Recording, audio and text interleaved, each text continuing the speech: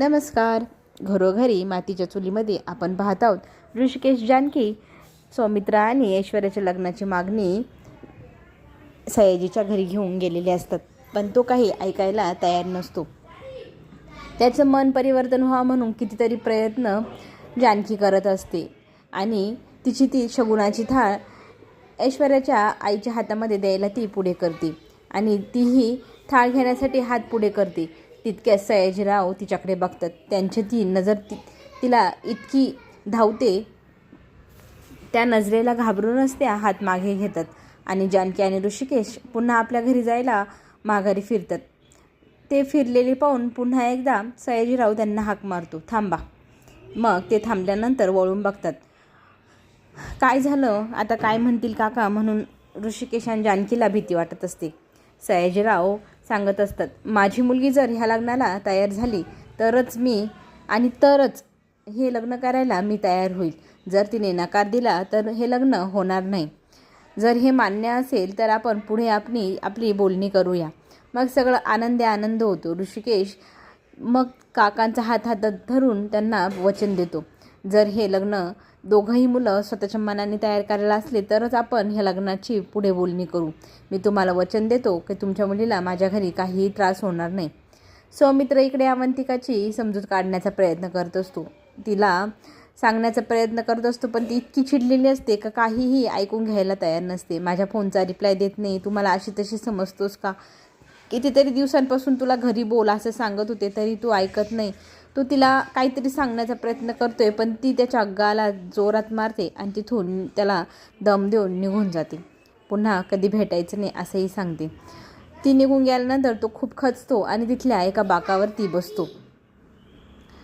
घरी सारंगवरती नानासाहेब खूप चिडलेले असतात. तुला सांगितलं होतं जाऊ नकोस, तरी तू गेला, तेही मुलांना घेऊन.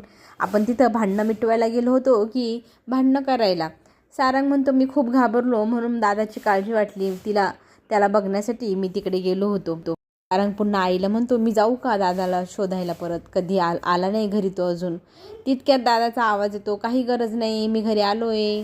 त्यांना बघून सौमित्राच्या तर जीवातच जीव आला. त्यांना पटकन ती घरात या म्हणते. मग त्यांना इतकी उत्सुकता लागून गेलेली असते काय झाले तिथे ऐकण्याची. नानासाहेबांना ऋषिकेश सांगू लागतो, आपण जे कामगिरी हातात घेतली होती ती यशस्वी झाली. मग नानासाहेब म्हणतात, खरंच सुनबाई, तू करूनच दाखवलंस. खरंच जे काम शस्त्र घेऊन होत नाही ते तू बिना शस्त्रांचं करून दाखवलं. तेव्हा ती म्हणते, सुरुवातीला तिथे इतका वाद झाला की मला तर वाटलं होतं ऋषिकेशचा तोल जातो की काय आणि तिथे भांडणंच होतात की काय, कारण ते काका बोलले होते बायकोला पुढे करून आलास माझ्याकडे असं म्हटल्यानंतर. इकडे सौमित्राचा फोटो बघत वकील तर रुबाबात दिसतोय असं सयाजीराव म्हणतात. मग ते त्यांच्या मित्रांना आजूबाजूला विचारतात, मी काय करायला हवं, लग्नाला होकार देऊ की नको? ते स्वतःहून आपल्या घरी आले आहे.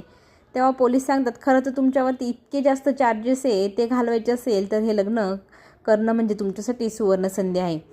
बाळासाहेब म्हणतात, तुम्हाला काय वाटतं तुमच्या गावकीची भांडणं मिटवायला सयाजीरावांची मुलगीच आहे का? तेव्हा तो म्हणतो, मुलीचा प्रश्न नाही, हा या गावातल्या शांततेचा प्रश्न आहे. तेव्हा ते दुसरे काका म्हणतात, तुमच्या घराण्याची मी खूप वर्षांपूर्वीपासून मैत्री पाहिलेली आहे आणि त्याच मैत्रीचं रूपांतर जर आज चांगलं नात्यात होणार असेल तर काहीच हरकत नाही. कारण नानासाहेबांचं घराणं म्हणजे खरं तर वात्सल्याचं कुटुंब वात्सल्यच म्हणावं. त्या घरात मुलगी जाणं म्हणजे नशिबाचीच बात. नानासाहेब इकडे सगळी चौकशी करतात. तेव्हा लग्न जमल्यासारखंच आहे असं समजायचं का आपण? सारंग म्हणतो, मी सगळ्यांना सांगतो. नानासाहेब म्हणते, ही गोष्ट अजून कोणालाही कळली नाही पाहिजे. आधी आपण सौमित्राशी बोलू, त्या दोघांची मतं जुळतायत का नाही, त्याच्यानंतरच गावात ढिंडोरा पिटवू. तोपर्यंत शांत राहा असं सारंगला रागवतात. सारंग मग फुगवून उभा असतो. त्याची छानशी समजूत काढायला जानकी पुढे जाते. खरं तर तू जर ओवीचा गुलाबजाम काकाचा आहेस, रागावला की ओवीसारखाच दिसतो असं जानकी म्हणते आणि त्याला खूप हसवते. तू आमचा चंद्र आहेस असंच हसत राहा असं जानकी सारंगला म्हणते आणि सारंगची आई म्हणते, आणि तू आमची पौर्णिमा, या घराला कायम शीतलतेचं आणि वात्सल्याचं वातावरण तू देते. मग देवांपुढे साखर ठेवते. तेव्हा नानासाहेब म्हणते, पहिले देवांना पाण्यातून बाहेर तर काढ. मग देवांना पाण्यातून बाहेर काढत त्यांना आभार मानते सौमित्रा. इकडे ऐश्वर्या तिच्या मैत्रिणींसोबत बाहेर फिरायला निघालेली असते. तिच्या मैत्रिणी तिला चिडवत असतात, मिळाला की नाही तुला एखादा तुझ्या मनासारखा राजकुमार. तेव्हा ती म्हणते, एक मिळाला होता ज्याने माझी गाडी रिपेअर केली होती. जर माझ्या नशिबात तो जर खरंच असेल तर मला पुन्हा तो माझ्यासमोर येईलच डेस्टिनी. असं म्हणत बाहेर बघत असताना तिला सौमित्र एका ठिकाणी बसलेला दिसतो. सौमित्राच्या जवळ जाते ती आणि त्याला म्हणते, ओळखला का तू मला? काय झालं आहे, तू इथे असा का बसलेला आहे?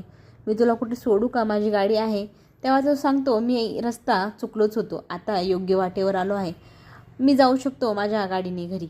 असं म्हणून तो तिथून निघून जातो. ऐश्वर्याला प्रश्न पडतो, याला काय झालं, हा इथे एवढा दुःखी अवस्थेत का बसला होता? पण तो निघून गेलाय म्हटल्यानंतर तीही गाडीत बसते आणि निघायला निघते. तिच्या मैत्रिणी तिला चिडवत असतात, हाच होता अगं तुझा तो राजकुमार. तेव्हा ती हसते. खरंच कसं असतं ना, जी गोष्ट आपण इमॅजिन करतो आणि तीच आपल्या डोळ्यापुढे जशी तशी यावी. हा नशिबाचा भाग समजावा की योगायोग, असं ती विचार करत असते. जे काही पुढे होणार ते पाहणं आपल्याला आवडेलच. तेव्हा आपण पुन्हा भेटू. लवली स्वरा चॅनल नक्की सबस्क्राईब करा, लाईक करा.